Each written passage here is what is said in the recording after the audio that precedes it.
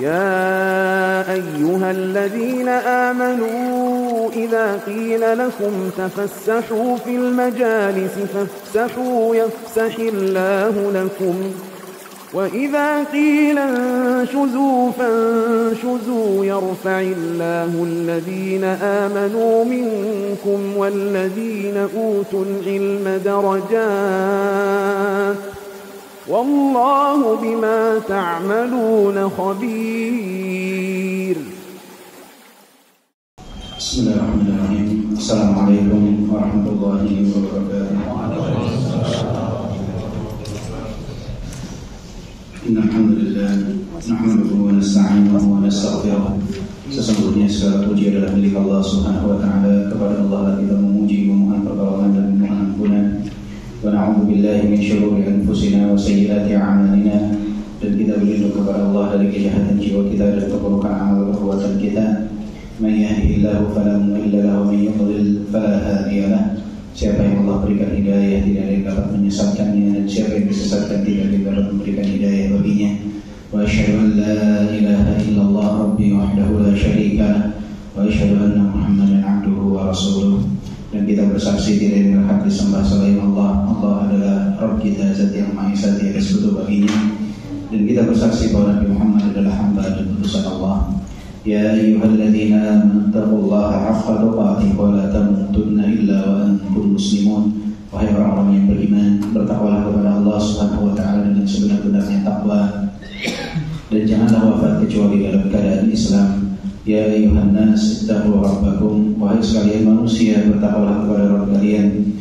Alladzi khalaqakum min nafsin wahidah wa khalaqa minha zawjaha wa batha minhuma rijalan katsiran wa nisaa. Yang telah menciptakan kalian dari jiwa yang satu, yang darinya Allah Subhanahu wa taala karuniakan pasangan, kemudian dari keduanya Allah Subhanahu wa taala karuniakan keturunan yang banyak, laki-laki dan wanita. Taqullaha alladzi tasaaluna bihi wal arham. Bertakwalah kepada Allah yang kalian saling meminta dengan menyebut namanya, dan peliharalah silaturahim. Innallaha kana 'alaikum raqiba. Sesungguhnya Allah Subhanahu wa taala Maha mengawasi atas diri kalian. Ya ayyuhalladzina amanu taqullaha wa qulu qawlan sadida. Wahai orang-orang yang beriman, bertakwalah kepada Allah dan berkatalah perkataan yang benar. Yuslih lakum a'malakum wa yaghfir lakum dzunubakum.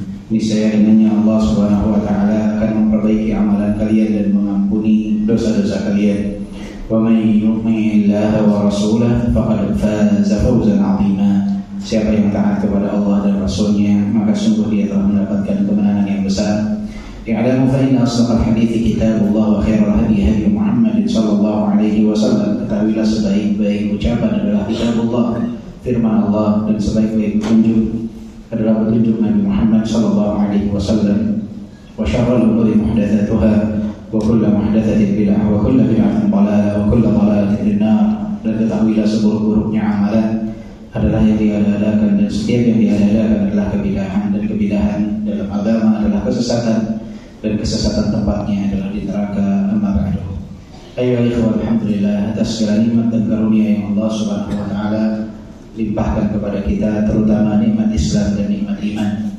Dan di antara nikmat yang wajib untuk kita syukuri adalah nikmat berada dalam keamanan. Nikmat ini ya ikhwan jarang sekali disyukuri oleh manusia. Orang yang mengetahui qimah, nilai dari nikmat keamanan adalah mereka yang pernah berada di fase, di masa atau di tempat yang tidak ada keamanan di dalamnya. Dan nikmat aman ini adalah sebuah nikmat yang wajib untuk kita syukuri, yang wajib untuk kita jaga. Dan kewajiban menjaga keamanan tidak hanya menjadi tugas aparat saja, tidak hanya menjadi tugas pemerintah, tapi juga menjadi tugas seluruh rakyat, seluruh penduduk. Nikmat ini ya ikhwah amat bernilai, karena di sana ada keamanan, manusia dapat dengan nyaman beribadah kepada Allah Subhanahu wa taala. Ketika di sana ada keamanan, manusia dapat dengan nyaman mencari nafkah di jalan Allah Subhanahu wa taala. Tetapi ketika nikmat aman ini hilang, maka banyak hal yang akan terhalang dari segala jenis kebaikan, dan kenyamanan akan tercabut ketika nikmat keimanan itu tidak ada. Ya, ini tugas kita semua. Dan beberapa hari ini kita saksikan bahwa fitnah begitu bergejolak, dan fitnah ini biasanya menjadi momentum tasfiyah, pembersihan. Fitnah itu adalah momentum tasfiyah. Akan terlihat nampak jelas ketika fitnah datang itu mana hitam, mana putih, mana abu-abu. Itu setiap fitnah ada, pasti di sana ada tasfiyah, ada penyeleksian. Siapa yang ketika belajar dia sungguh-sungguh, siapa yang ketika belajar tidak sungguh-sungguh. Kita dalam mempelajari agama belajar yang namanya manhaj, bagaimana cara dalam beragama. Dan ini akan nampak jelas saat munculnya fitnah. Apakah kita kembali kepada dalil dari Al-Quran dan As-Sunnah, atau kita akan bersikap atifiyah, mengedepankan perasaan, sehingga meninggalkan adillah baik dari Al-Quran ataupun As-Sunnah. Ketahuilah ya kawan, setiap manusia yang beriman kepada Allah Subhanahu wa Ta'ala, yang mengaku dirinya sebagai Muslim, tidak pernah mungkin ridha dan menerima ketika adanya kezaliman yang nampak di hadapan. Apalagi di saat hilangnya nyawa seorang Muslim. La zawalud dunya ahwanu 'inda Allah min qatli rajulin muslim. Dunia ini hancur sehancur-hancurnya, itu di sisi Allah lebih baik daripada terbunuhnya nyawa seorang Muslim. Maka tidak mungkin orang yang beriman menganggap remeh wafatnya seseorang, karena bagi Allah sendiri wafatnya seorang Muslim itu sesuatu yang amat luar biasa. Bahkan jika dibandingkan dengan dunia, tidak ada artinya dunia ini. Mau dunia hancur sehancur-hancurnya, itu lebih ringan di sisi Allah daripada wafatnya seorang Muslim. Maka perlu digarisbawahi, tidak mungkin ada seorang Muslim mukmin yang dia merasa senang atas wafatnya seorang Muslim. Tidak mungkin ada seorang Muslim yang beriman kepada Allah Subhanahu wa Ta'ala dia merasa ridha ketika ada nampak kezaliman di hadapan dia. Tetapi perlu diingat bahwa di dalam bersikap tidak bisa kita atifiyah, mengedepankan perasaan, kemudian meninggalkan dalil bagaimana seharusnya seseorang bersikap. Abu Umamah, seorang sahabat, pernah mengatakan, "Ana kari, aku benci terhadap kezaliman yang dilakukan oleh penguasa. Aku membenci kezaliman yang dilakukan oleh penguasa. Alaihim ma hummilu wa alaikum ma hummilu." Akan tetapi mereka akan menanggung atas perbuatan mereka, kezaliman mereka. Mereka akan menanggungnya di hadapan Allah Subhanahu wa Ta'ala. Wa alaikum ma hummilu. Begitupun kalian akan menanggung efek dari perbuatan kalian. Apakah di saat menghadapi sebuah kezaliman kita menyikapinya mengikuti dari tuntunan Rasulullah SAW, yang kata Nabi kita diperintahkan untuk bersabar sampai bertemu Nabi di telaga Nabi Muhammad SAW, atau kita akan mengangkat senjata melakukan pemberontakan yang akhirnya kerusakan itu akan lebih besar daripada yang ada. Fitnah ya ikhwan, kalau ada kemudian dibiarkan, maka fitnah tersebut akan terus menyebar dan efeknya luar biasa. Antum lihat di tahun 2010 akhir, 2011 awal mula terjadinya Rabiul Arabi, atau orang menyebutnya Arab Spring. Diawali dengan seorang warga Tunisia yang membakar dirinya karena tidak merasa puas dengan apa yang dilakukan oleh penguasa terhadapnya. Kemudian menyebar demo berjilid-jilid di semua tempat, dimulai dari Tunisia, pindah ke Mesir, pindah ke Suriah, pindah ke Yaman, Libya, hampir semua negara Arab berdemonstrasi keluar. Apakah demonstrasi ini menyelesaikan masalah? Tidak, sama sekali. Malah masalah yang muncul jauh lebih besar. Dan para ulama dulu telah menasihati Tapi yang menasehati untuk tidak turun ke jalan dianggap sebagai penjilat. Dan ini menjadi momentum banyak orang untuk menggembosi kaum muslimin, menyalakan api fitnah, yang akhirnya kemudaratan yang didapat jauh lebih besar daripada kemudaratan yang ada sebelumnya. Lihatlah sebagai salah satu contoh apa yang terjadi di negeri Yaman 2011, sekarang 2025, 15 tahun sudah. 15 tahun sudah, hingga saat ini tidak selesai. Apa yang mereka berusaha selesaikan di jalan sampai sekarang tidak selesai. Bahkan jauh lebih usut. Dari semenjak 2014 hingga 2025 tidak ada aliran listrik di Yaman bagian utara. 11 tahun mereka hidup dengan pengalihan tenaga surya menjadi tenaga listrik.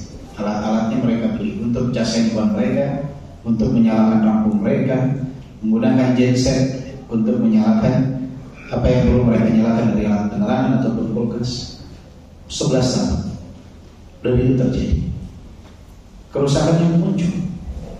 Apakah ada orang yang telah mengganti kekuasaan dengan jalan tersebut? Banyak. Kita di Indonesia 98 mengganti penguasa. Selesaikah masalah? Tidak selesai juga. Hingga saat ini keluhan itu tetap ada. Maka solusi itu bukan di jalan dan bukan dengan pergantian kekuasaan. Karena semua telah mencoba, di jalan dicoba, penggantian kekuasaan dicoba, ternyata tidak menghasilkan solusi yang baik. Bahkan keburukan itu jauh lebih besar. Solusinya apa? Yang Allah Subhanahu wa taala firmankan, "Walau anna ahlal qura amanu wattaqaw la fatahna 'alaihim barakatin minas sama'i wal ardh." Allah Subhanahu wa taala berfirman, andai saja penduduk negeri itu beriman dan bertakwa, maka Allah Subhanahu wa taala akan membukakan pintu keberkahan dari langit dan bumi. Walakin kadzabu fa akhadnahum bima kanu yaksibun. Tapi mereka mengingkari, mendustakan, maka kami siksa mereka disebabkan perbuatannya. Ini yang Allah firmankan dalam surat Al-A'raf ayat ke-90.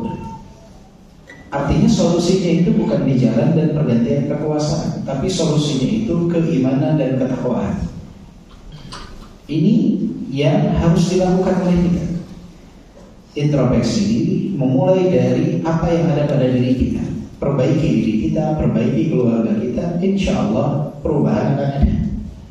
Tapi jika pergantian itu dari atas, maka akan sulit untuk mendapatkan perubahan.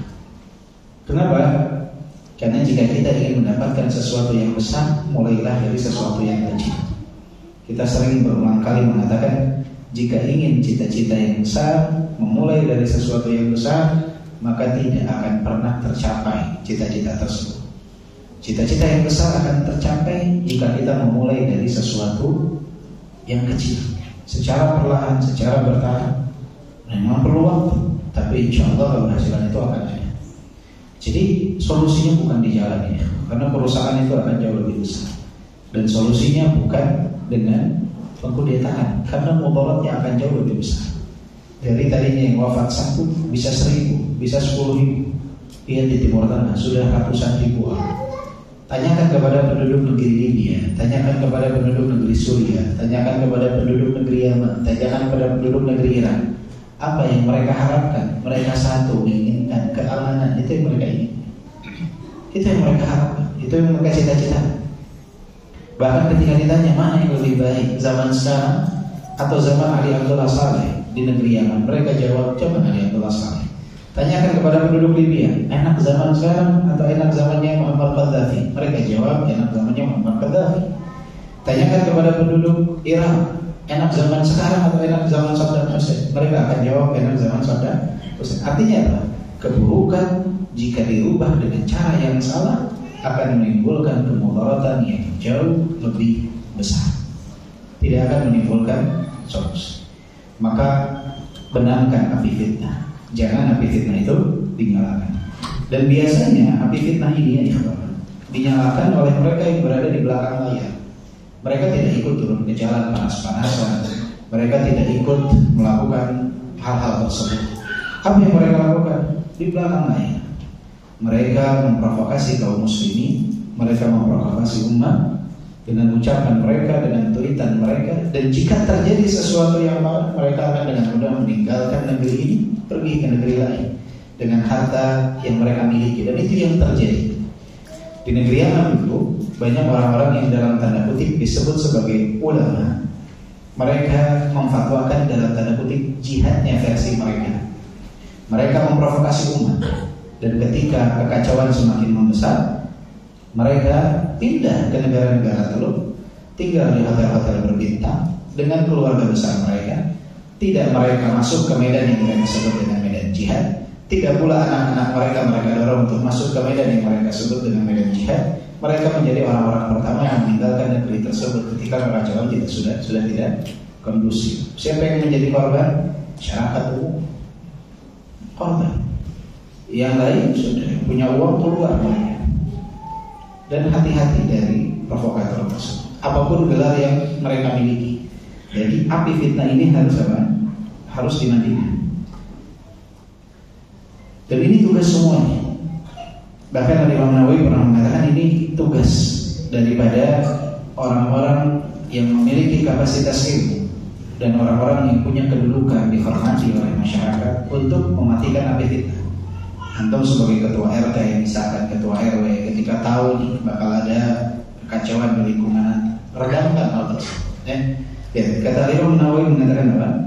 Yanbaghi lil 'alimi war rajul 'azim al-muta' wa di syuhra an yusakkin an-nas inda al-fitan wa yu'ibuhum wa yuwaddih lahum ad-dalail. Hendaknya bagi orang yang berilmu dan orang yang terhormat yang ditaati untuk menyejukkan manusia tatkala fitnah melanda dan menjelaskan kepada mereka dalil-dalilnya. Ini perkataan dari Imam Nawawi. Syekhul Islam Ibnu Taimiyah mengatakan, yang artinya dalam kitab Minhajus Sunnah Nabawiyah, tidak ada suatu pemikiran yang lebih layak untuk dicela daripada pemikiran yang dapat mengakibatkan tumpahnya darah ribuan kaum muslimin. Untuk menempatkan manusia dalam satu tempat dalam jumlah yang begitu banyak, itu kemungkinan chaosnya itu luar biasa. Jadi kata beliau, tidak ada suatu pemikiran yang lebih layak untuk dicela daripada pemikiran yang dapat mengakibatkan tumpahnya darah ribuan kaum muslimin. Sementara itu, padahal dengan terbunuhnya kaum muslimin tersebut, tidak ada kemaslahatan yang dicapai bagi kaum muslimin, tidak ada kemaslahatan yang dicapai bagi agama mereka, dan tidak ada juga kemaslahatan yang dicapai bagi dunia mereka. Tidak ada. Antum bakar kendaraan itu kendaraan siapa? Masyarakat yang punya. Antum bakar gedung siapa? Masyarakat. Akhirnya nanti akan ada anggaran lagi untuk bangun gedung, anggaran lagi untuk beli kendaraan. Uang masyarakat juga yang nanti akan berkeluar. Jadi tidak ada kemaslahatan dunia, tidak akan didapat. Kemaslahatan agama juga tidak akan didapat. Kemaslahatan untuk manusia pun tidak akan didapat. Pekerjaan mereka jadi terhenti, waktu mereka belajar jadi terhenti. Efek dari apa? Efek dari pemikiran yang tidak ada pemikiran yang lebih layak untuk dicela, kata Syekhul Islam Ibnu Taimiyah, daripada pemikiran tersebut. Bahkan yang ada justru, kata beliau, semakin berkurangnya kebaikan dari kondisi sebelumnya dan semakin bertambah atau meningkatnya keburukan dari kondisi sebelumnya. Itu efek yang ada. Maka nasihat dari Imam Dhahabi itu adalah nasihat yang sangat berharga, kata beliau. Jika muncul suatu fitnah, maka berpegang teguhlah kepada Al-Quran dan As-Sunnah, dan berusaha untuk diam. Jangan masuk ke dalam perkara yang bukan merupakan urusanmu. Apa yang kau ragu padanya, kembalikanlah kepada Allah dan Rasulnya. Diamlah serta katakanlah Allahu a'lam. Ini yang harus kita lakukan ya. Jadi benamkan fitnah. Jangan asal share. Jangan memupuk provokasi di media sosial, dan berusaha untuk menenangkan, mengademkan situasi. Ya. Jangan memprovokasi dengan ayo berangkat, ayo, padahal dia di rumah juga dalam AC, dia nanti doa, ayo berjuang, Bismillah, semoga Allah membersamai, dia di rumah. orang di luar, anak orang lain. Kalau terjadi apa-apa, ada orang tua yang kehilangan nyawa anaknya, ada anak yang kehilangan nyawa orang tuanya, akan ada yatim, akan ada janda. Itu yang kita mau, nggak mau. Maka ketahui, perubahan di dalam Islam tidak ditempuh di jalan ataupun dengan pengkudeta. Perubahan yang terbaik adalah dengan meningkatkan keimanan dan ketakwaan dan berusaha menasihati semampu yang kita mampu lakukan. Dan alhamdulillah sekarang media sosial ada. Di sana ada media sosial setiap orang-orang yang terpilih di kursi kekuasaan. Di sana ada pilihan. Kalau di Instagram DM ya, kita bisa mengirimkan pesan tanpa ada orang yang melihat. Itu tugas kita, menasehati. Bisa bertemu langsung, alhamdulillah. Tidak lewat media sosial, bukan di kolom komentar yang dilihat oleh banyak orang. DM, beri nasihat yang baik dengan kata-kata yang bijak. La'alla wa asa, nasihat kita sampai, doa kita sampai, perubahan terjadi, ada kita. Jadi lakukan tugas kita. Dan jangan kita tersulut emosi di saat nasihat kita itu tidak didengarkan. Ingat nasihat dari sahabat Abu Umamah, ana karihun, aku benci kezaliman. Nggak ada yang nggak benci kezaliman. Atau emang nyaman ketika jalan di jalanan pas lagi bawa motor, tiba-tiba ada jalan bergelombang, bergejruk gitu. Nyaman? Itu hasil korupsi. Nyaman tidak? Nggak nyaman. Jangankan ketika nyawa dihilangkan, naik motor ada kejerugan saja. Karena jalan rusak, karena dikorupsi dananya, kita nggak nyaman. Apalagi kalau ada anggota keluarga kita dibunuh. Maka nggak mungkin orang beriman itu nyaman dengan kezaliman. Pasti tidak nyaman, pasti tidak senang. Sebagaimana kata Abu Umamah, ana karihun, aku benci. Nggak ada yang senang. Tetapi alaihim ma humilu, mereka akan ditanya oleh Allah atas apa yang mereka perbuat. Wa alaikum ma humilu, dan kita pun akan ditanya sikap kita seperti apa.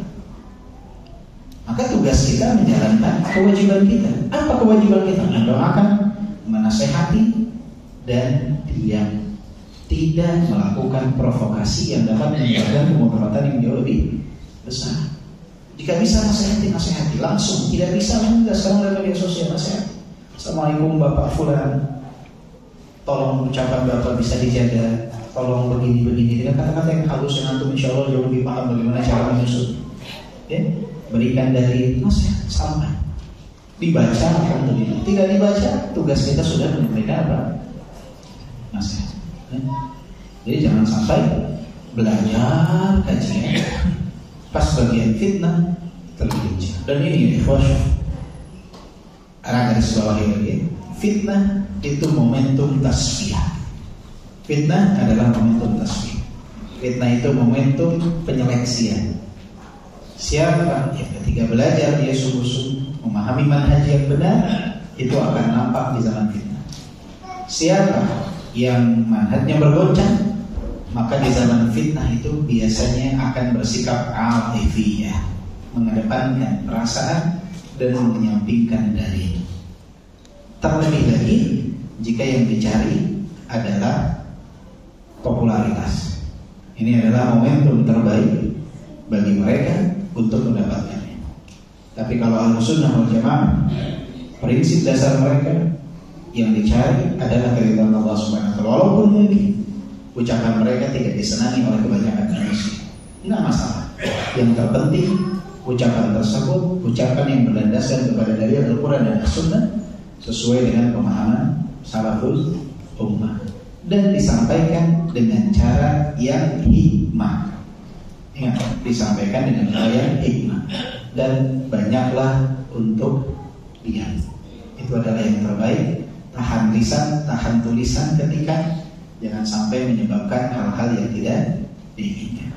Semoga nasihat sekali ini bermanfaat untuk kita semua dalam menghadapi masalah fitnah yang semoga Allah cepat padamkan di hari-hari ke depan sehingga tidak muncul kemudaratan yang jauh lebih besar. Di sini kan banyak alumni 98 ya. Ya, saya 98 ingat dulu masih kelas 3 SD kalau tidak salah. Tapi merasakan efeknya, ya. Dolar dari yang 3.000 jadi berapa? 20.000. Kacau semua. Ya, kacau semua. Nah, itu yang sekarang berkuasa mayoritas dulu yang ada di jalan di sebelah belakang. Jadi ya begitulah, perubahan itu hanya akan terjadi bukan di jalan ataupun pengkudetaan, tetapi di saat bertambahnya keimanan dan takwa. Semoga Allah berikan taufik. Baik, kita lanjutkan pembahasan kita dari kitab Fawaidul Fawaid. Dan kita sekarang masuk dalam bab al-qarin wa khusumatuh. Al-qarin. Apa di situ diberi judulnya? Pendamping. Kesaksian malaikat pendamping. Kesaksian malaikat pendamping. Ya, bab 13 ya kalau di situ ya. Baik, kesaksian malaikat pendamping. Kalau di sini judulnya 13 dan 14 dan 13 dan 14 satu judulnya Al-Qarin wa khusumatuh. Al-Qarin, pendamping dan yang menyelisihinya. ثم أخبر سبحانه أن قرينه وهو الذي قرن به في الدنيا من الملائكة يكتب عمله وقوله يقول لما يحضره هذا الذي كنت وكلتني به في الدنيا قد أحضرته وأتيتك به. Ini berkenaan dengan surat Qaf ayat 23 dan 24. Wa qala qarinuhu hadza ma ladayya 'atid alqiya fi jahannam kulla kaffarin 'anid. Allah ada yang baca ayat 23 dan 24 dan dibaca terjemahnya. Fadhil.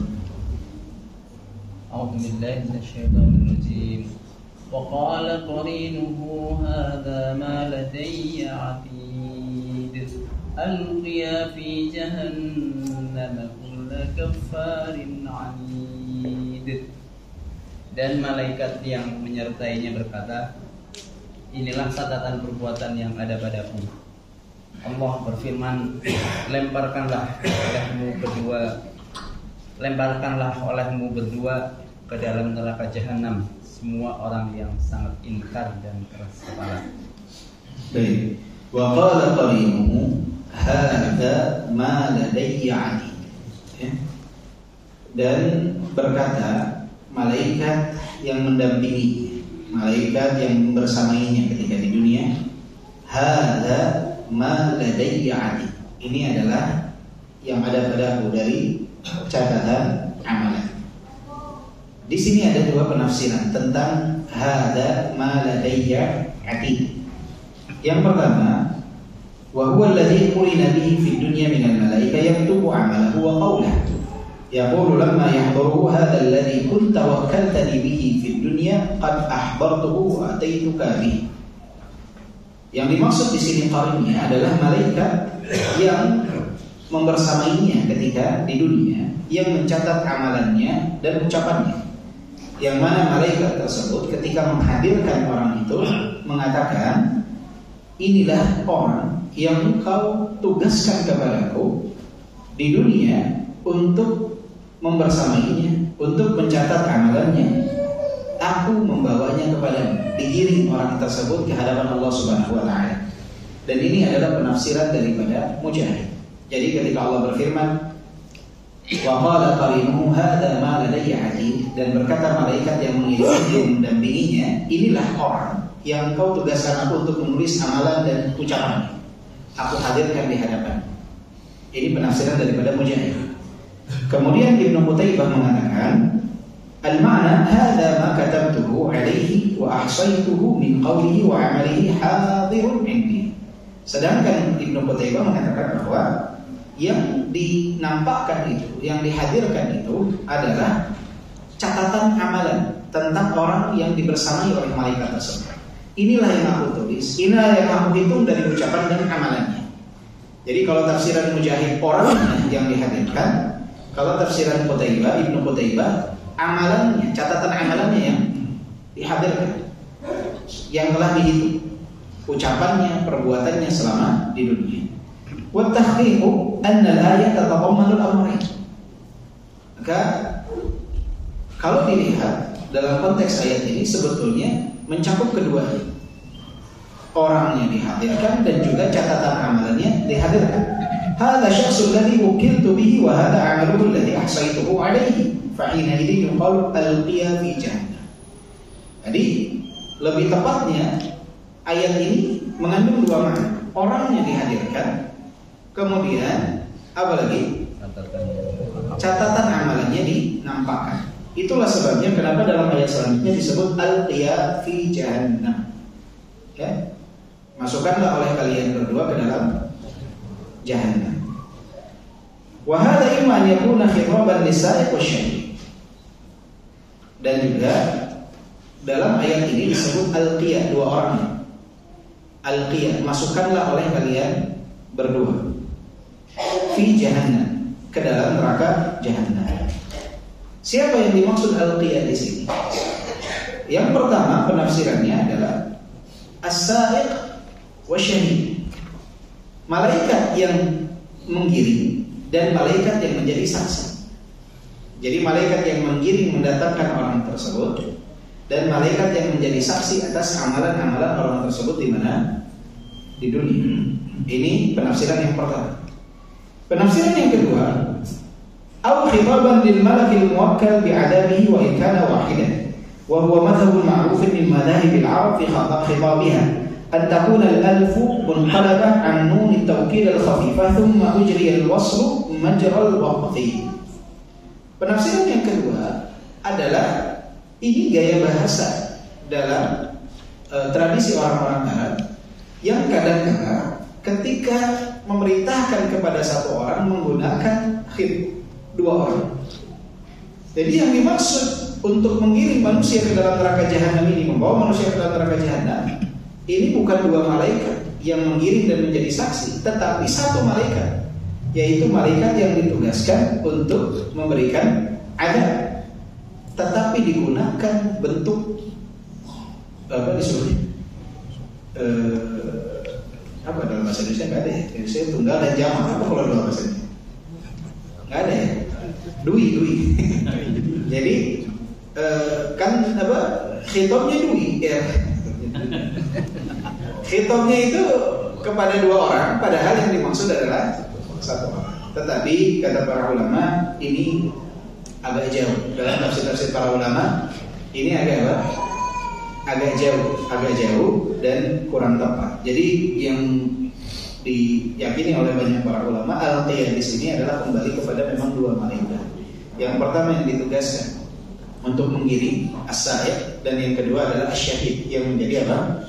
Yang menjadi saksi. Yang menjadi saksi. Jadi di hari kiamat nanti si malaikat ini luar biasa ya. Kita dibawa, terus ada malaikat yang mengiring, ada malaikat yang menjadi saksi. Ya. Wa qala qarinuhu hadza ma ladayya 'atid. Kitanya diserahkan, catatan amalan kita pun diserahkan. Dan setelah dicek catatan amalannya, Allah memerintahkan apa? Untuk dimasukkan ke dalam neraka jahannam. Al-qiya fi jahannam kull kaffarin 'anid. Setiap orang yang apa? Ingkar dan orang yang keras kepala. Ingkar dan keras. Dan jumlah penduduk neraka itu banyak ya. Di kulli alfin, di setiap 1999 masuk ke dalam neraka. Ini yang dikatakan dalam peristiwa nanti di hari kiamat, ketika Allah berkata kepada Nabi Adam, "Ya Adam, ikhrij ba'than nar." Dalam tafsir Ibnu Katsir ada, "Wahai Adam, keluarkanlah olehmu penduduk neraka." Keluarkanlah olehmu penduduk neraka. Coba buka surat Al-Hajj ayat 1. Apa firman Allah dalam surat Al-Hajj ayat 1?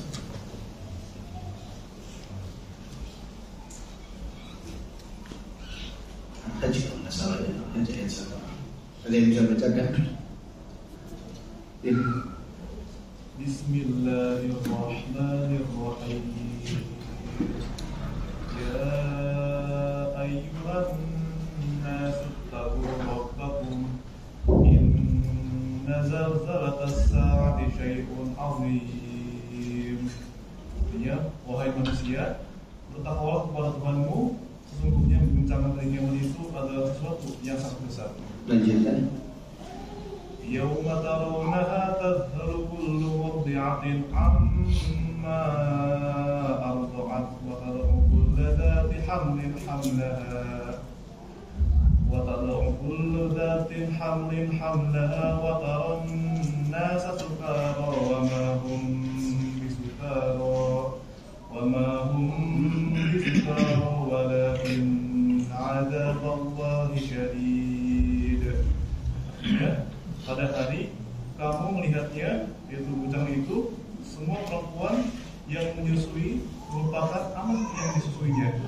Setiap perempuan yang hamil akan berguguran kandungannya, dan kamu melihat manusia mabuk, padahal sebenarnya mereka tidak mabuk.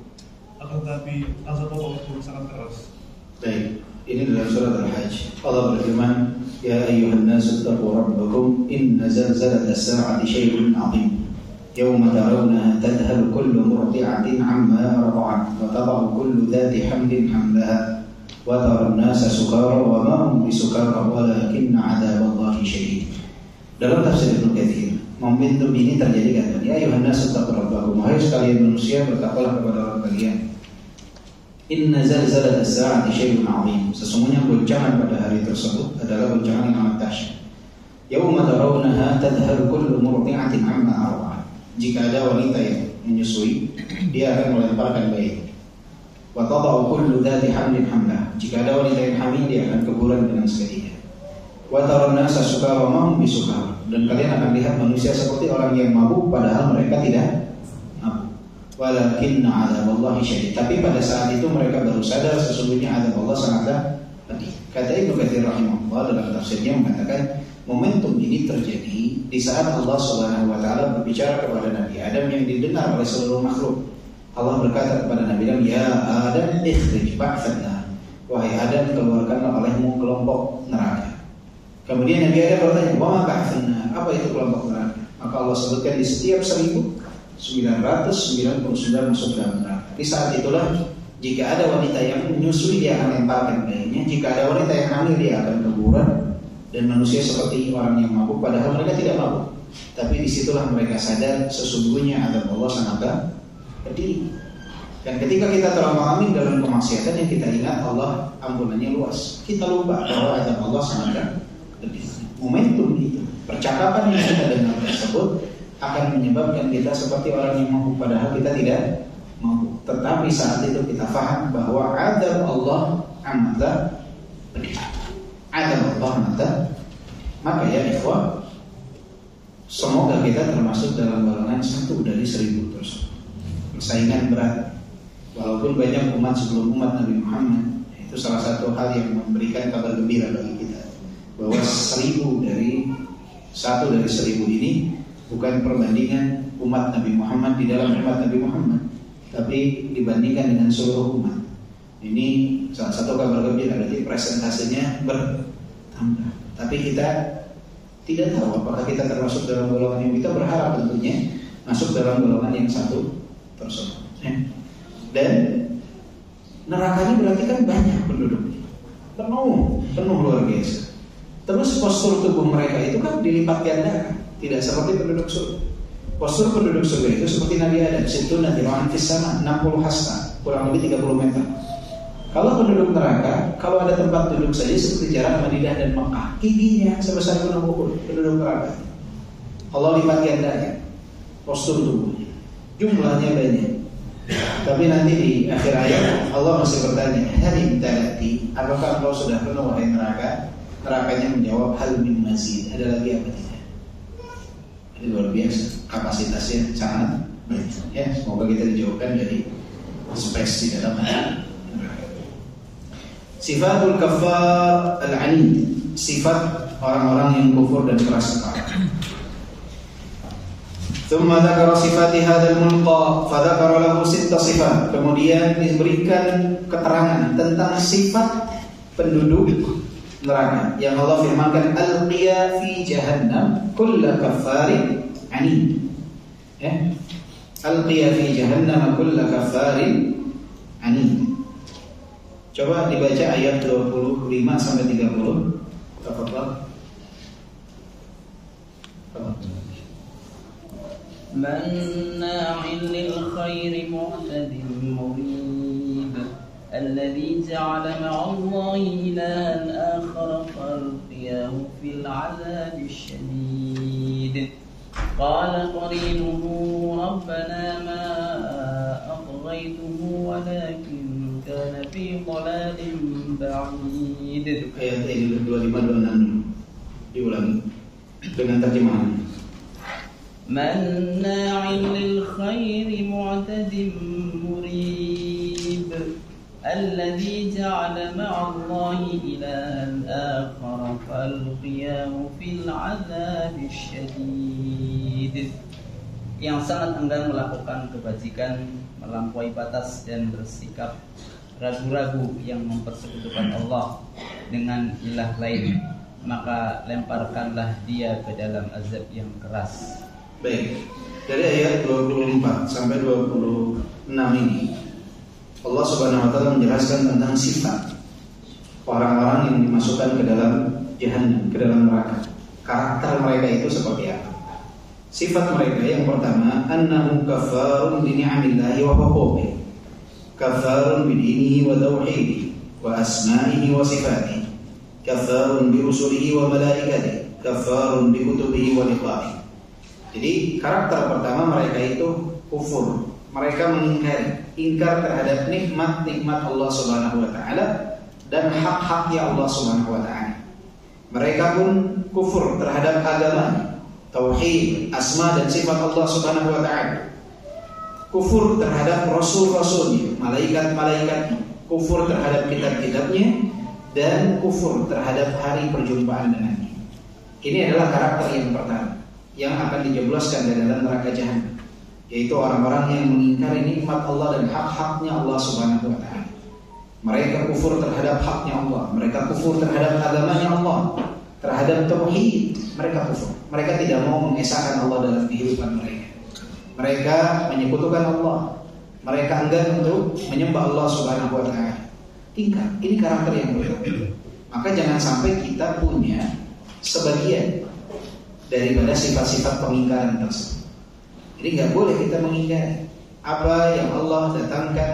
Wajib bagi kita untuk mengimani sebagaimana rukun-rukun iman yang ada, iman kepada Allah dan tauhid uluhiyahnya, rububiyahnya, asma dan sifat, beriman kepada malaikat, rasul, kutub, beriman kepada hari kiamat, qadar Allah Subhanahu wa taala. Jangan mengingkari, jangan kufur terhadap hal tersebut jika kita tidak mau termasuk dalam golongan yang dimasukkan ke dalam neraka. Karena ada beberapa orang dia beriman kepada Allah tapi mengingkari malaikat. Dia beriman kepada Allah, mengingkari rasul. Ya, banyak tidak yang seperti ini? Banyak. Saya hanya akan menjalankan Al-Quran saja, tidak mau tunduk kepada sunnah Nabi, hadis Nabi. Dengan dalil kalau Al-Quran pasti terjaga, kalau sunnah Nabi tidak. Subhanallah, tuduhan ini sangat dusta. Makanya muncullah kelompok Qur'aniyun, orang yang hanya percaya terhadap Al-Quran, atau disebut juga dengan inkar sunnah. Ada tidak kelompok ini? Ada, banyak. Apalagi dulu di tahun 2010 sana, luar biasa. Penyebarannya luar biasa. Transformasi dari NII pindah menjadi inkar sunnah atau Quran. Menyebar di Indonesia. Di Bogor juga banyak, luar biasa. Ya, di Bogor banyak menyebar. Sampai alhamdulillah MUI turun tangan, tokoh masyarakat turun tangan, hingga akhirnya sedikit-sedikit berkurang. Terpusatnya di mana? Az-Zaitun dulu. Pondok pesantren Az-Zaitun. Atau sekarang Nasihat atau tidak. Dulu terpusatnya ke sana. Dan banyak tidak banyak. Iman kepada Allah, iya. Tapi kepada Nabi, ada Nabi, nah, tidak. Ada orang mengaku Muslim, tetapi dia tidak meyakini bahwa Nabi Muhammad sebagai Nabi yang terakhir. Dia buat lagi Nabi baru. Nabinya Nabi Mizan Ghulam Ahmad. Muncullah kelompok apa? Ahmad. Di Bandung ada Nabi Cecep dulu. Ada Nabi Cecep, ada pengikutnya. Ada pengikutnya. Ya. Jadi subhanallah. Jadi saya sering berpikir bahwa sekelas orang mengaku Nabi Cecep aja ada pengikutnya, apalagi kalau yang penyimpangannya tipis-tipis. Jadi nggak aneh kalau orang masih banyak yang membela. Kalau yang sudah jelas salah saja banyak pengikutnya. Jadi dari hal tersebut kadang ketika kita menasihati sebuah kesalahan, menasihati sebuah kekeliruan, kadang suka berpikir kok orang nggak mau berubah ya, kok orang tidak mau menerima ya. Tapi kalau ingat Nabi Cecep, ingat orang bisa ngobrol sama semut, itu jadi kepikir, oh ternyata yang seperti ini aja pengikutnya banyak. Dia Eden dulu mengaku sebagai malaikat ya. Jadi di Pasar Senen. Iya, rumahnya di Pasar Senen. Pengikutnya banyak. Jadi kalau yang seperti ini saja banyak, apalagi yang penyimpangannya tipis-tipis. Ya. Enggak, pasti banyak jauh, banyak yang membela. Jadi ya tugas kita menyampaikan. Jadi hati-hati, kita punya benih-benih dan benih-benih tersebut menyebar. Pengingkaran itu menyebar. Mereka tidak berani langsung mengingkari Allah Subhanahu wa Ta'ala, tapi mereka mengingkari rukun-rukun iman yang lain. Tidak percaya terhadap Allah dan Qadar. Makanya muncullah kelompok Qadariyah, kelompok Jabariyah. Tidak percaya terhadap hari kiamat. Tidak secara keseluruhan tidak percaya hari kiamat, mengatakan tidak ada hari kebangkitan itu. Mengingkari, pernah kita bahas itu. Ada yang mengingkari? Ada mengingkari hari kebangkitan, menisbatkan diri terhadap sebagai seorang muslim. Jadi pengingkaran ini ya. Maka hati-hati kita termasuk dalam kategori orang-orang yang mengingkari Allah Subhanahu wa Ta'ala dan mengingkari bagian daripada rukun-rukun iman yang lain. Jika tidak mau termasuk dalam orang yang memiliki sifat atau karakteristik yang dimasukkan dalam neraka Jahannam. Kullu kafarin anid. Kemudian yang kedua sifatnya adalah annahu mu'anidun lil haqq bidaf'ihi juhdan wa inadan. Mereka itu mengingkari atau keras kepala terhadap kebenaran dan mereka menolaknya dengan pengingkaran dan pembangkangan. Jadi nggak mau menerima kebenaran. Nah biasanya, padahal menerima kebenaran ini adalah bagian daripada kerendahan hati. Nabi bersabda, al-kibru batarul haqq wa ghamtun nas. Sombong itu di saat seseorang menolak kebenaran dan di saat seseorang merendahkan orang. Dan sombong ini kalau ada dalam diri seseorang tidak akan masuk surga. La yadkhulul jannata man kana fi qalbihi mithqalu dzarratin min kibr. Tidak akan masuk surga siapa yang dalam dirinya terdapat satu biji zarrah dari apa? Kesombongan. Maka salah satu bentuk kesombongan itu menolak kebenaran. Nah biasanya orang menolak kebenaran itu karena apa? Yang pertama, paling banyak orang menolak kebenaran itu karena mengedepankan akal. Makanya muncullah perkataan menurut saya, kalau kata saya, hemat saya, sepertinya. Dan ini jelas nih dibantah. Bahkan dalil apa? La an yu'amra su'ahadikum bi mikhyatin min hadid khairun lahu min an yamassa ala ta'illullah. Kepala kalian ditusuk dengan jarum yang terbuat dari besi, itu lebih baik daripada menyentuh tangan yang tidak dihalalkan baginya. Jelas nih, nggak boleh bersentuhan dengan yang bukan mahram. Dia katakan kalau menurut saya itu kalau ada syahwat, kalau nggak ada syahwat mau boleh. Menurut saya. Dalil dia tolak dengan perkataan apa? Menurut saya. Menurut pendapat saya, kalau kata saya. Diberikan sifat tentang malaikat begini nih, kalau menurut saya. Jadi ditolak kebenaran itu dengan perkataan kalau menurut saya. Biasanya yang dikedepankan adalah akal. Sabar kalau ada kezaliman. Kalau menurut saya mau sampai kapan kalau kita sabar? Nggak akan berubah. Menurut saya disampaikan dalil, jawabannya apa? Menurut saya. Jadi orang banyak menolak dalil itu dengan akal. Ada juga kelompok yang menolak dalil itu dengan perasaan. Perasaan dia kedepankan, dalil dia kesampingkan.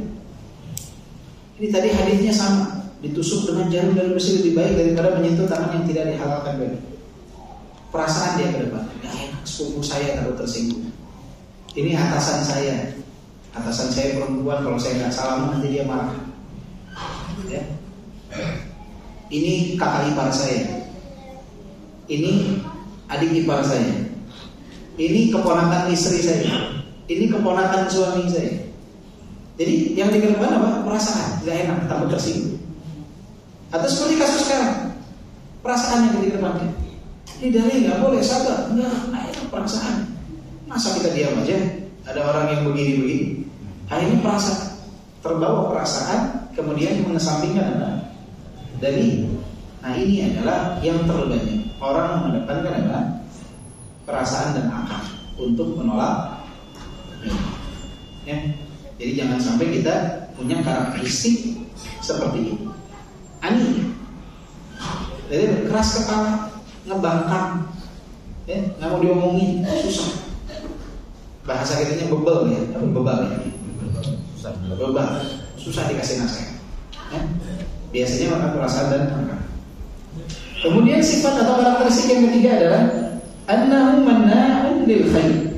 Wa hadha ya'ummu man'ahu lil khairi alladhi huwa ihsanun ila nafsihi min at-ta'ati wal qurbi ila Allah wal khairi alladhi huwa ihsanun ila an-nas falaysa fihi khairun li nafsihi wa la li bani jinsi kama huwa halu aktsaril khalqi.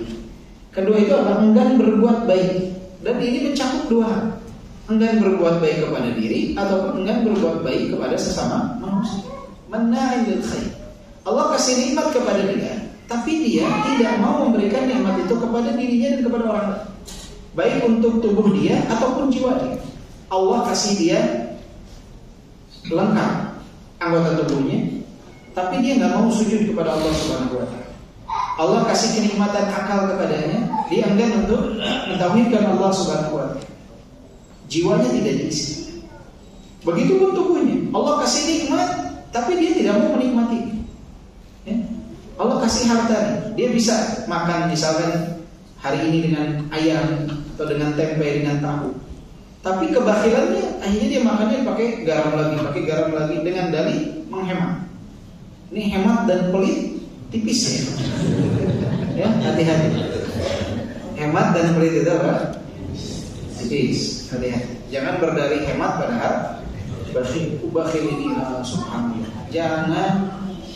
Orang yang bakhil itu tidak disenangi bahkan dengan sesama yang bakhil. Ada orang bakhil, ada orang pelit yang senang main sama yang pelit. Pelit semua berarti. Gak ada. Jadi gak ada yang nyaman. Coba orang pelit pergi jalan sama yang pelit, gak nyaman. Jadi salah satu juga karakter memilih calon pasangan untuk akhwat nih, jangan mencari lelaki yang pelit.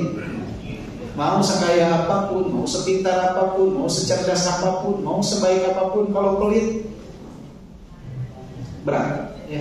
Jadi bukan masalah punya atau tidak punya. Karakter bakhil ini luar biasa, akan menyiksa seseorang yang bersama dengan akan menyiksa seorang yang punya tapi pelit semua ya. Jadi hindari kebakhilan, kepelitan luar biasa. Saya ingat cerita dulu satu syekh yang Muhammad As-Som'i, dia punya tetangga di Yaman, di ibu kota Hadramaut di Mukarram. Dia punya kenalan tetangga tuh, masya Allah, punya imarah, punya gedung. Tapi kalau mau pergi ke, misalkan kalau kita dari sini mau ke Pasar Anyar gitu ya, dia jalan kaki atau naik angkot. Bahkan naik angkot pun jarang. Ketika ditanya kenapa orang khasar, dia rugi. Bayar berapa? Dulu 30 real Yaman, uang sini 1.500. Punya gedung, nggak beli mobil dia. Naik angkot kayak naik mobil minibus nggak mau. Kata dia khasar, rugi. Anaknya tinggal di tempat dia, disuruh kontrak sama dia, bayar kontrak tiap bulan. Benar, bayar kontrak. Sekilas kan seperti mau mendidik ya. Tapi tadi kata anaknya, bakhil dan ini sih berarti beliau mengisahkan. Jadi ada yang seperti itu, ada yang sampai seperti itu. Berlindung di balik kekhidmatan padahal hati-hati. Ya. Jadi sewajarnya jangan menghalangi diri dari kebaikan. Karena banyak yang seperti manna al khair. Dia tidak menikmati apalagi orang lain, keluarganya, istrinya, suaminya, anaknya. Jadi ini sifatnya manna al khair. Jadi enggak berbuat baik untuk diri, juga untuk orang lain. Baik untuk tubuh orang lain, ataupun untuk jiwanya dan juga jiwa orang yang lain. Ya, jadi jangan sampai kita seperti itu. Jadi berusaha untuk membuat orang lain nyaman dengan sikap kita, dengan akhlak kita, dengan perbuatan kita. Jangan kehadiran kita itu membuat orang jengah, nggak nyaman. Ya, jangan seperti itu. Ya, jangan jadi penghalang kebaikan. Ada orang tuh ya ikhwan, yang kalau dia ada di majelis, orang nggak mau ada di majelis itu. Datang pengajian nih, misalkan itu ada si itu nggak jadi. Kenapa? Ada si fulan. Ini hati-hati. Ini sikap yang muncul karena mana yang khair. Orang ini tidak mendatangkan kebaikan lah untuk dia, walau untuk orang di sampingnya. Sampai orang itu merasa malas kalau berada dekat dengan. Hati-hati kita masuk kategori tersebut. Jadi harus menjadi penyebar kebaikan. Ar-rabi'atu annahu ma man'ihi lil khair mu'tadin 'ala an-nas, zalumun ghashum mu'tadin 'alaihim bi yadihi wa lisanihi. Yang keempat karakternya itu apa? Manna'in lil khair mu'tadin. Mu'tadin ini apa? Dia mu'tadin 'ala an-nas, mengganggu orang lain, mengusik orang lain, berbuat kezaliman sewenang-wenang, berbuat kezaliman kepada orang lain dengan tangan dan lisan. Ini sifat berikut, zalim kepada orang lain. Sudah kebaikan tidak dia berikan, zalim pula kepada orang lain. Dan kezaliman ini yang terbagi tiga: zalim terhadap Allah, zalim terhadap manusia, dan zalim terhadap diri sendiri. Zalim terhadap Allah ini apa? Inna syirka la dzulmun 'adzim. Sesungguhnya kesyirikan itu adalah kezaliman terbesar. Ini zalim. Yang kedua, zalim terhadap manusia. Mencela, mencaci, memukul, mengintimidasi. Ini zalim. Tidak memberikan hak orang. Ini adalah kezaliman. Yang ketiga apa? Zalim terhadap diri. Zalim terhadap diri apa? Dengan tidak menggiring diri dalam ketaatan, membawa dalam kemaksiatan, dan juga menyakiti diri. Seperti kalau tertimpa musibah menampar wajah, memukul diri, itu namanya zalim terhadap apa? Terhadap diri. Nah, hukum yang ada di dunia ini mengatur itu kezaliman terhadap orang lain. Jadi jenis kezaliman yang kedua ini ada aturan-aturannya dan dianggap sebagai tindakan kriminal. Antum mencela orang lain, ada hukumannya. ITE apa ITE sekarang? ITE ya. Ada secara langsung juga. Antum mukul orang bisa dipidana. Antum mencuri uang orang bisa dipidana. Mengatur itu, walaupun hukumnya berbeda dengan kebanyakan dari hukum aturan Islam. Islam diaturnya dipotong tangan misalkan ketika mencuri sekian. Di hukum dunia dipenjara, tapi tetap ada hukuman. Dan orang menganggap perbuatan zalim kepada orang lain itu adalah perbuatan kriminal. Tapi kezaliman yang pertama dan kezaliman yang ketiga itu di dunia sekarang tidak dianggap sebagai perbuatan jahat dalam hukum dunia. Orang ketika menyakiti dirinya, dia pukul dirinya. Ada nggak orang kenapa dipenjara karena mukul dirinya? Ada? Ya, karena dianggap badan-badan dia, tubuh dia. Sampai orang bunuh diri baru dikubur kan? Tapi orang mukul dirinya nggak ada yang dipenjara karena mukul dirinya. Paling direhabilitasi, tapi dipenjara enggak karena tidak dianggap sebagai perbuatan kejahatan. Orang menyembah sapi, menyembah patung, ada nggak yang dipenjara? Tidak, karena dianggap kebebasan dia. Di dalam Islam kezaliman itu tidak, tapi di dalam hukum dunia yang berlaku kezaliman itu hanya satu, kezaliman terhadap orang lain. Nah, ini yang bisa membuat orang merasa lalai. Akhirnya dia tidak merasa melakukan kezaliman, padahal dia adalah orang yang zalim terhadap Allah, orang yang zalim terhadap dirinya sendiri. Di hukum dunia dia bisa terlepas dari kejahatan ini, tapi di hukum akhirat dia tidak akan lepas dari tiga bentuk kejahatan. Kejahatan terhadap Allah, kezaliman terhadap Allah dengan menyekutukan Allah, kezaliman terhadap orang lain, dan kezaliman terhadap diri. Semua ini akan mendapatkan hukuman. Di dunia mungkin yang akan dihukum hanya yang kedua saja. Nah, ini hati-hati, jangan sampai kita termasuk dalam kategori orang yang zalim, baik kepada orang lain, kepada diri, apalagi kepada Allah Subhanahu wa ta'ala. Manna'in lil khair mu'tadi murid. Sifat berikutnya adalah murid. Apa itu murid? Ragu. Setiap mau melangkah ragu. Fa idza azamta fatawakkal 'ala Allah. Jika engkau telah mengambil keputusan, tawakal, serahkan kepada Allah. Jangan banyak ragu. Ya ini enggak maju-maju kalau ragu. Banyak orang memulai usaha, gimana? Udah mulai dulu aja. Perbaikan itu nanti sambil apa? Sambil jalan. Kalau antum pengen dari awal sempurna, nggak akan ada yang jalan-jalan. Kalau anak kecil nih, dari kecil dia bilang, saya kalau jalan harus begini gerak. Kalau enggak, pikirin dulu sama dia. Kira-kira dia bakal bisa jalan ya? Enggak. Tapi dia nyoba, jatuh 2 dua langkah jatuh, terus ikhtiar dia sampai akhirnya jalan normal. Karena apa? Ikhtiar dia usaha. Kalau dia cuma berpikir dan tidak mau melangkah sampai sempurna, kira-kira akan ada nggak kesempurnaan dalam berjalan tersebut? Tidak ada. Maka perbaikan itu dengan dijalani. Jangan ragu. Karena orang ragu. Mau nikah dia ragu. Pengen yang begini, ragu. Datang ada wanita soleha, masya Allah cantik, baik, ragu. Kenapa? Takut begini, takut tentang sesuatu yang belum ada di hadapannya. Akhirnya dia nggak melangkah. Akhirnya tidak melangkah, tidak terasa usia terus bertambah. Akhirnya yang namanya usia bertambah, karakter itu akan semakin berkurang. Berkurang. Akhirnya yang penting perempuan, akhirnya ujungnya begitu nih. Penting perempuan.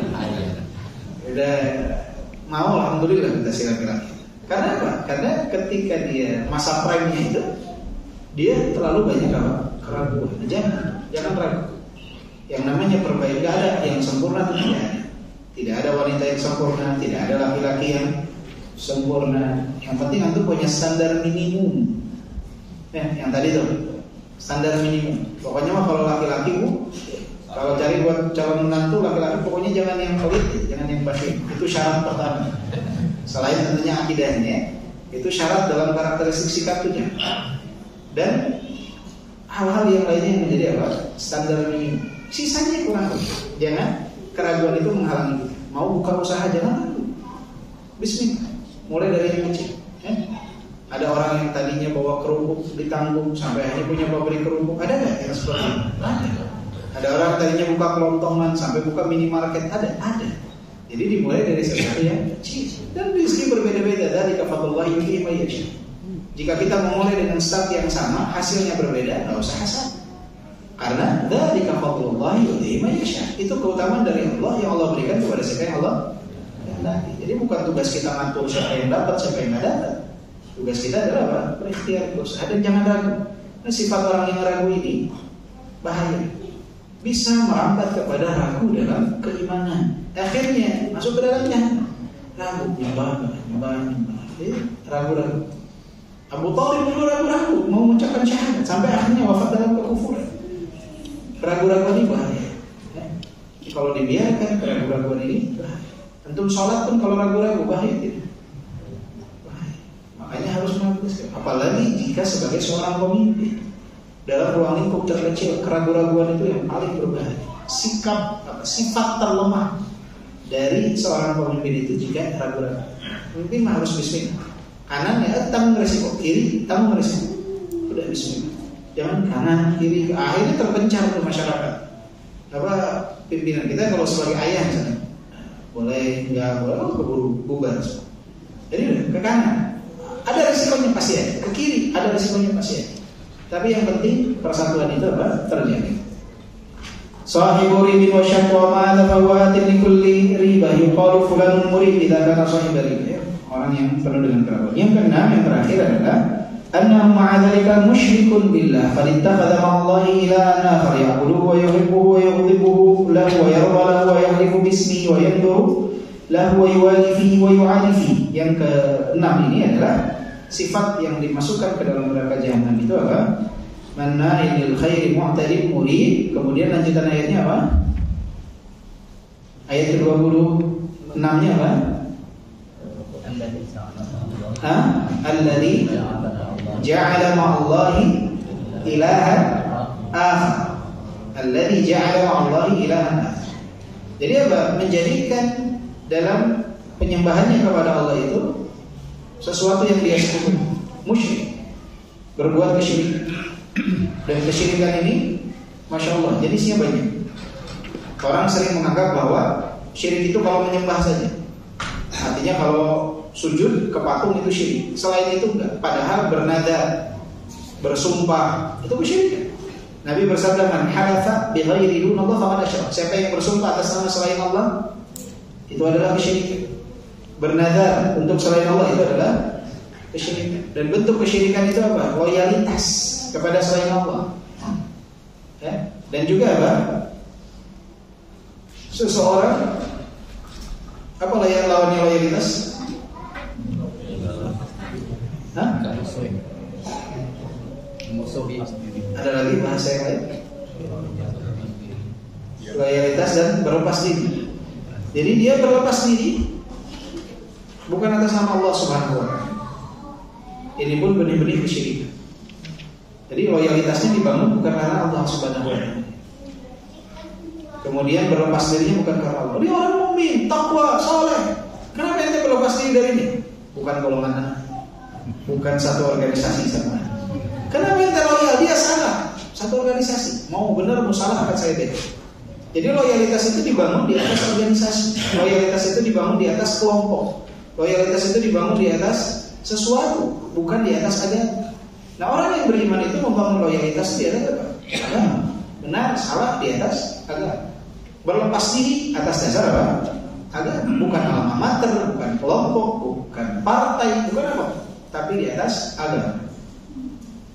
Dan juga Pak, salah satu benih-benih kesyirikan itu di saat seseorang itu mencintai bukan karena Allah, membenci bukan karena Allah Subhanahu wa taala. Jadi dia cinta karena dunia, benci karena dunia, bukan karena Allah Subhanahu wa taala. Ciri orang yang beriman itu melakukan semuanya karena Allah.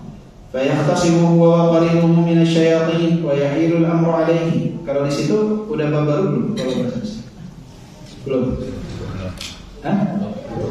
Belum ya? Fa yahtasimu wa qarinuhu minasyayatin wa yahilul amru alaihi wa annahu alladhi abghahu wa adallahu fa yaqulu qarinuhu lima yakun lam yakun li quwwatun an udillahu wa ughriyahu walakin kana fi dhalalin ba'id اختاره لنفسه وآثاره على الحق كما قال إبليس لأهل النار وما كان عليكم من سلطان إلا أن دعوتكم فاستجبتم لي. Itu di ayat ke-27-nya. Coba dibacakan ayat ke-27-nya. قال قرينه ربنا ما أطغيته ولكن كان في ضلال بعيد. قال قرينه ما أطغيته ولكن كان في ضلال بعيد. Ya, ini nanti ada perselisihan di antara qarin dengan manusia di hadapan Allah Subhanahu wa taala. Nah, qarin yang dimaksud ini apakah qarin yang sama dengan ayat-ayat yang tadi di awal dibaca, yaitu malaikat yang menjadi saksi, atau qarin tersebut adalah syaitan yang menggoda manusia. Ini mungkin tentang qarin kita lanjutkan pembahasan karena nyambung dengan subbab berikutnya. Kita lanjut insyaallah pada pertemuan pekan depan باذن taala. Waktu sudah 8:30 lewat. Semoga Allah Subhanahu wa taala berikan taufik kepada kita dan Allah Subhanahu wa taala bagikan kita di dalam agama. Ikhwan, antum ketika surat Qaf sudah sampai ayat 27 mempelajari makna-maknanya, usahakan gitu ya, berusaha kita benar-benar menghafalnya. Karena sudah tahu maknanya jadi lebih nyaman, lebih enak dan lebih mudah insyaallah untuk menghafalnya. Baik, seperti itu. Tidak ada pertanyaan? Tidak ada. Kalau majelis bapak-bapak itu jarang bertanya. Kalau majelis ibu-ibu itu pertanyaan selalu. Dan ibu-ibu kalau bertanya pasti temanya itu lagi. Jadi berputar. Bagaimana biasa. Semoga Allah berikan taufik kepada kita semua. Jadi kalau sudah tidak ada pertanyaan, insyaallah sudah memahami semuanya. Terutama ya ikhwah bagian mukadimah tadi. Kita perlu hal tersebut di momentum sekarang. Dan antum sebagai orang-orang yang sudah rajin ikut kajian, ana yakin di rumah minimal di rumah itu punya suara, punya kedudukan yang didengar oleh anggota rumah tangga antum. Maka jelaskan kepada mereka hal tersebut. Kita punya kewajiban untuk mendakwahi diri kita dan orang-orang sekitar kita, kemudian berusaha untuk menenangkan lewat jari jemari antum karena efeknya lebih besar.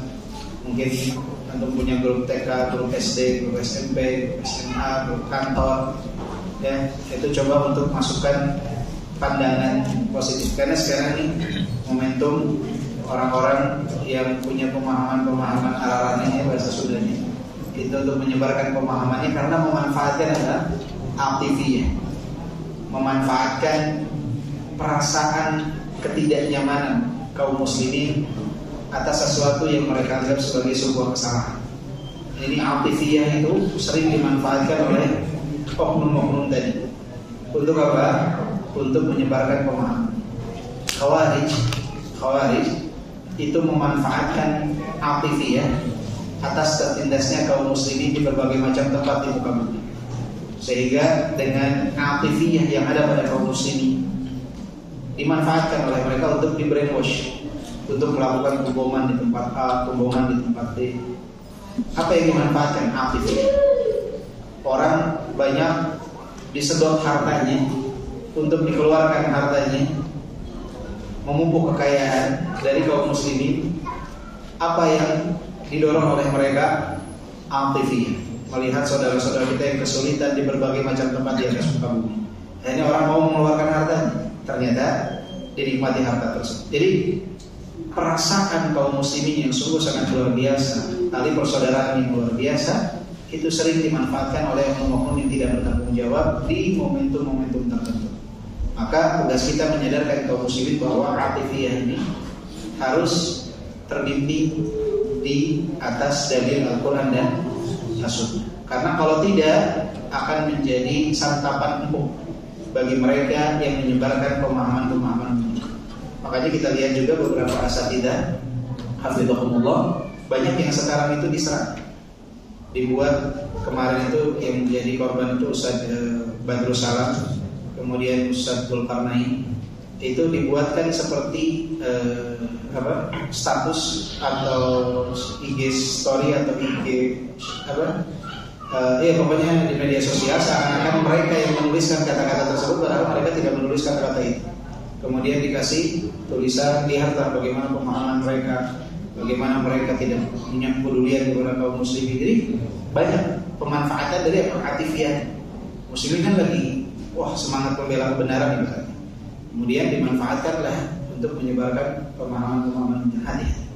Dan sekali lagi adalah ini momentum tasfiyah. Ini adalah penyaringan dan manhaj yang telah dipelajari, kajian yang telah dipelajari, inilah momentum untuk mengamalkan. Bagaimana kita mengontrol perasaan, hawa nafsu kita, keinginan kita dikontrol harus sesuai dengan dalil Al-Quran dan As-Sunnah. Dan itu tidak mudah, itu sulit. Itu sulit. Maka minta pertolongan kepada Allah, berdoa agar di masa fitnah kita terbimbing di atas Al-Quran dan As-Sunnah. Subhanallahumma wa bihamdika, asyhadu an la ilaha illa anta, astaghfiruka wa atubu ilaik. Assalamualaikum warahmatullahi wabarakatuh.